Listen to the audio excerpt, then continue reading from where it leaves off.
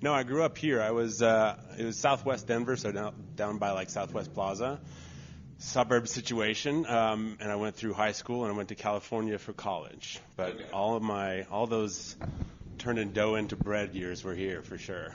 Okay, so I've never heard that phrase. I kind of like that. I'm still working on that. Big red guy. And a little doughy. Yeah, me too. So let's What'd you go to school for? Yeah. Oh, I went to school hilariously for literature. Obviously, I'm surprised you even you had to ask for the podcast listeners because they can't tell because it's obvious that I'm a literature. No. Yeah. I went to literature school. I went to school to read for 4 years, and this is kind of what happens when you become a literature major. Yeah. You know? Pumped. Yeah, they're psyched. Can't They were wait for awesome. This guy to sustain Yeah, himself. he's leaving home and he's learning to read. This is great. Perfect. Those out-of-state tuitions aren't going to pay Oh, yeah. themselves, but if you read hard Gotta enough. read real hard, man. Yeah. You may make $30,000 when you graduate. Exactly. So, did you fall in I guess, where did the career path take you? Were you, I don't even know what people do with a literature degree. You teach other people how to read. And I wasn't doing that. I mean, I went to Boulder and I worked for a startup for a little bit for this digital, library system situation. But really what you have to do when you're a literature major is do everything you could possibly fucking find that you could do good at, Like right? copywriting, So, editing school papers, Totally. also selling yourself online. Yeah. Foot I mean, pics, for me, pay. For me, it was tech theater. It was like audio and visual, stuff like that. And then it was also coffee. So I was roasting coffee and managing coffee shops up in Minneapolis pretty quickly. And so that's how I ended up getting to wine out of the process. It feels like coffee is an incubator for people that want to be in wine. It's like, do you care about how you're sourcing a grape is to a Exactly. bean? But also, they also get their dick hard when they're like, oh, let me tell you about this almond latte. Check this out. Right. Which we'll talk about our cider when we are today, but you'll have to sit back from the table so you don't knock it when Yeah, we discuss exactly. it. So you're experimenting with bean water. Yes. We love that stuff. But when did you ultimately get into wine? Did you have experiences in California with it during college? Or No, I was basically I was the guy that would choose Echo Damani instead of Yellowtail. It was like that half step up, and all the friends were like, "Okay, you're bringing the good stuff." I was like, Someone's cooler than Carlos Rossi. Yeah. Right, and Loved so- Yellowtail back in the day. Right, it does the job, right? But I was the guy that showed up with something a little different, and everyone could either blame me for bringing the bad one or praise me for bringing the right one, right? So when I moved to New York, I was working as a stage manager. We go on tour a lot, and that meant that when I came home, I had to find a job at this cafe. The woman who owned that cafe one day was like, "I think I want to start a wine store," and I was like, "That's awesome. I would love." Something in me was just like, "That would be awesome. I'm going to try that out," right? She opened it up. It was Vine Wine in Long Island City, New York. I met so many amazing people there. All the wines of the world came to me, but it was almost entirely small production, handmade, organic, biodynamic juice as my first interaction with wine. So it was the perfect little starting ground for it. Stopped doing as much stage managing and just devoted everything to that. And that's basically where it started. This is like Gary V. 2005. You're like Gary V for natural wines and with that less douchey comments. He's the worst. I try, Gary yeah. V's the worst. Yeah. So He did a lot for everybody, though. He did a lot for the wine folks. Was he like a trailblazer, or because I see him more as this motivational speaker who just oh, did I tell you about how I digitalized my dad's catalog? Right, exactly, for sure. I can throw shade because he's not going to listen to this podcast, but if he does, Gary V, we love you. Gary, you're awesome, man. This is Troy talking right now. No, but what he did was he did a lot of breaking down the barriers for wine, right? All the people that are easy to hate in some of those respects, anyone who's done a lot for wine but does it kind of in the way that we don't love anymore, they still cracked open doors and made it so that any one of us could walk into a wine store and feel a little bit more empowered, a little bit more comfortable, and a little bit less like we had to know the friend that knew the friend that was the connoisseur that worked in Bordeaux and that knew the hookups, right? All of us became better drinkers because of people like that, whether we agree with how they did it and what they're doing now and how weird they went. But they helped us out. Gary did a lot for wine, I swear. So I'm constantly trying to become a better drinker myself. Right? It's a practice. It's like yoga. Take it day by day. If there's anything I've done, it's practice getting better at drinking. There's very few things I'm good at. Smoking pot and drinking wine are top two. There you go. Reading is not even that high, or writing. Right. So if you want to maybe tutor, right. I gotcha. But you mentioned the approachableness or making it less uncomfortable, because oftentimes you'll see, and maybe like in our father's generation, where it's like if you don't know how to say it, I'll just point at that bitch. Yep. Be like, I want that one. That one sounds good. The blue bottle of Riesling, that helped. Everyone was just like, blue, just let me get out of here. Yeah, you're totally right. And so y'all, and I hate to fast forward, we'll get back, but you've kind of done that with Noble Riot. You've made it's less pretentious. You're bringing in obviously small labeled, organic and natties, but also, you play the hits as well, right. But it's not it's a loud music, spray painted gym windows, right. It's a fun vibe, and you're cutting up bottles on the weekend. Right. How did we go from, we're going to destigmatize this when we come back to Colorado. And what was the market like when you got here? Was it a warm welcome? I mean, it wasn't Benny and Zoid That's a cool yet. question. Yeah. Thank you.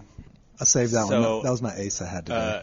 Yeah, you used it up early, too. This is awesome. I don't know if you know me, but I'm quick. 5 minutes, 10 minutes, and I'm out. Boom. I need a cigarette. I heard that. Time is not linear, so we're going to go back and forth. That's awesome. Yeah. For a second with the phone, or is that good? Yeah, if you need to. Yeah, I can get it. But you were answering. I was like, don't miss business. No. Yeah, fuck the phone. Okay, cool. So it's funny because, 2011 came back, worked right away at Mondovino, the the one in the Highlands. Yeah, exactly. And that was the boutique wine store that kind of cracked it open, right? Like, it was a neighborhood store, but it was bigger than just like 12 bottles of wine that were double sized. You didn't even call them a Magnum; they were just double sized. Sexy Rexy. And it was, they really were trying to show that wine could be something you could trust and something that if you had people that knew about it, they would help you get it, right? And the other weird thing about Colorado was that like a lot of good wine was already coming in, right? We had a really good chunk of wines that were coming into the state, but they were kind of secret. Like they just didn't show up very much, and actually not many people talked about them. Whereas on the coasts, you get something weird and funky, everyone's just blowing it up. Here it was just like it's on the list at Fruition, or it's on the list at all these places that you're expecting that they know what they're talking about. But when you look at the list, you're finding some of these things that are like really serious, cool things that have been in the market for a little bit. I came back from working for Jenny and Francois, who was that company only imported organic wines, and they started in 2001, right? So intensely ahead of the time. I worked for them as a rep for a little bit of time, and I learned so much about what we should do about getting the winemakers into the people's mouths, getting the connection between the people between what the people are doing so honestly and with such discipline over there, and bringing it to people in a way that they felt empowered. So helping them, helping us, it just kind of came together in that time. Started ordering a lot of things that I knew from New York, and I knew some of the channels to get through, so we brought in some things, and actually Mary and McLean were part of that too. We'd team up. They were running their joint. The one out of the source at the time? Yeah, Proper Pour. So I was buying at Mondo. They were running that. So we'd collaborate, and we'd put together some orders to bring the cool stuff in and just lay some of those foundations. And then I started Natural Wine Week here 2012, 2013. And that really, I still have customers that come in and guests that are just like, I remember you from the second Natural Wine Week here, and just giving people the taste, just getting it into their mouths and telling them the stories of these winemakers. And then this finally just fucking came together after 7 years of being here. I finally got a chance to get this going, and then it just then it was one-on-one, come to me, let's do this. It's on. Let's talk and do it. Yeah. Okay, so here's a question. Is it a tough stigma, to shake? Because, my brother works as a sommelier over at Mizuna, and, it's obviously a different vibe and a different world as to what they're, the wines that they're presenting. Right. Is it hard to kind of, it's not necessarily the new guy on the block, because, like you said, you've been tried and true. Natural Wine Week in 2012 was well before this craze hit. But is it? Do you feel like you're behind the eight ball when having this discussion about wines? Most people are like, oh well, Silver Oak and Camus and blah blah blah. Right. And you're like, no motherfucker, have you tried this Lambrusco or something of that nature? Is it difficult to come from the other side, the punk side of wine? Yes and no. I think people who want to fight about it are going to fight about it no matter what, right? And I'm not going to go up against them and just try to kick their ass and show them what's up right away. I do a few things here that I think make it important. My team does a lot of things here that make it important to make that easier, right? I'm not going to push someone off the skateboard, but I'm happy to give people a little bit of a push to get them off balance, right? We're going to like create a place in which you trust that if you fall a little bit and if your tongue falls, we're going to catch it, right, and get something else in there. And that's through hospitality, right? Like I really say to my team, and I believe that we actually the hospitality is what we give. We give you the empowerment. We give you a place to do these things. We like to just call it like a site of revelation. We make a comfortable place that people can have something about life revealed to them here. And if that's wine, then fantastic. If that's something about their friends, if it's something about themselves, fantastic. If we've created that little bubble for them, we've done it all. And once that bubble is solid, people will trust us. People will just say, like, I have never had an orange wine in my life. I don't want a wine that's made from oranges. I don't like that idea on paper, in my mind, on my glass, or on my tongue. And we say, like, I hear you. It's not made from oranges, but why don't I just get some in your mouth and let's just see what happens? And then you can say that you've had it and decide it on your own, right? Wait, people thought the orange wines came from oranges? I mean, why wouldn't they? I mean, right? I don't know, but I guess I get to use my other buzzword. Isn't it just macerated grapes? Boom! Fuck Nailed yes. it. Also, you mentioned your great team. I want to shout out Quinn as well.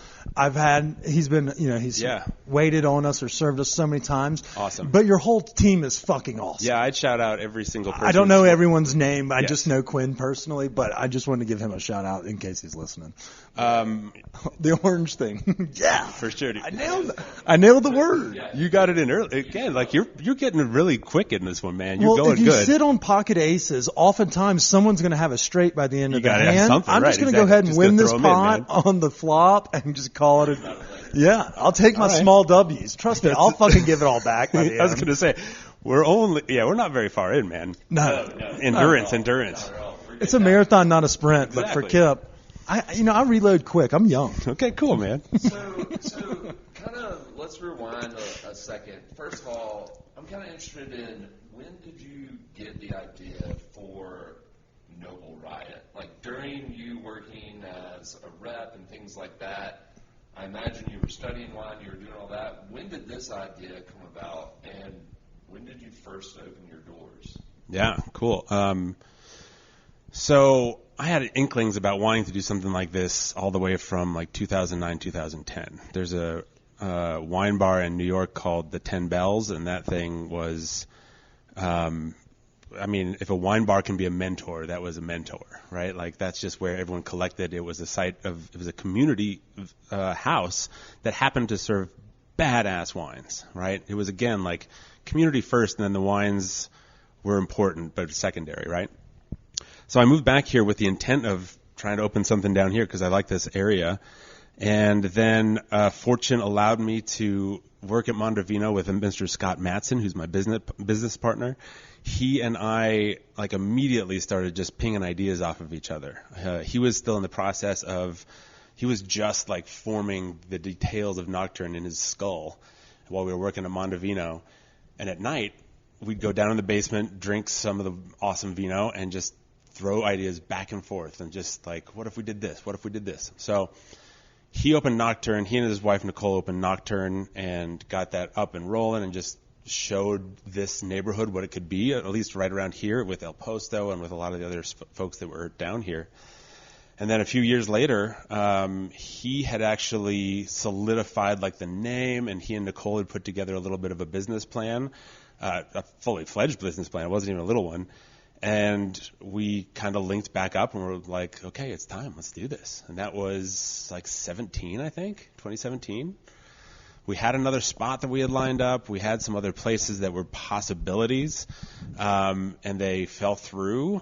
And the press from that falling through actually got the guy that was in this space at Noble Riot to call us and say like, hey, I think I'm done doing what I'm doing right now. Would you want the space that's right next to Nocturne? And we were like, fuck yes. Yes, we would like that. That would be amazing. That was the ASMR right there. Your whispering was really solid right there. I'm not going to lie. Are you tingling? Yeah, it got me a little willied.